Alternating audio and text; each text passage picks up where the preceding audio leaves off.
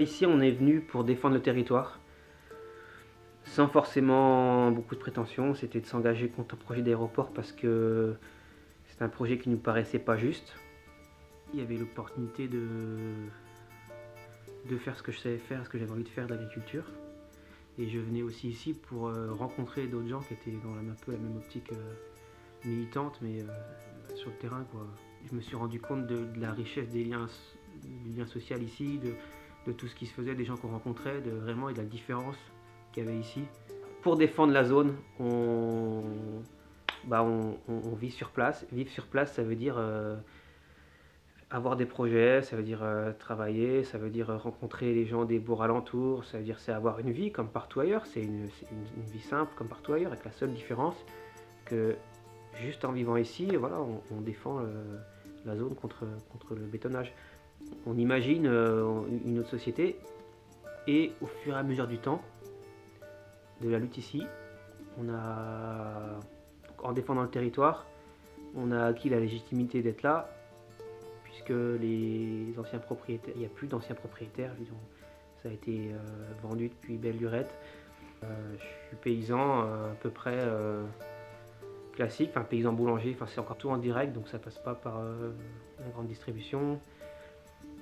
C'est une activité qui a du sens du point de vue de la paysannerie.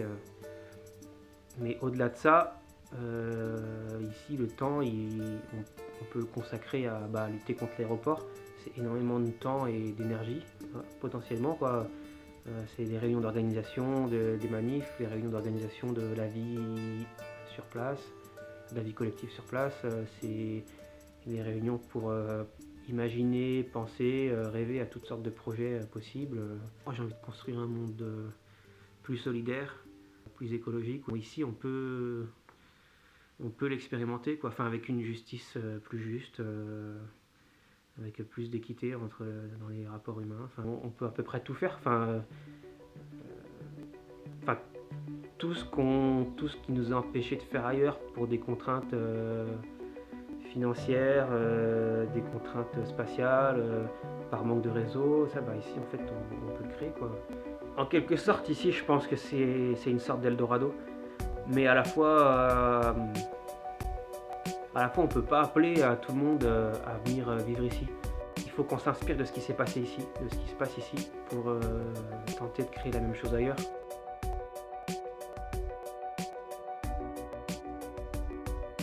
Ça incarne un avenir, au moins ça incarne un espoir pour d'autres.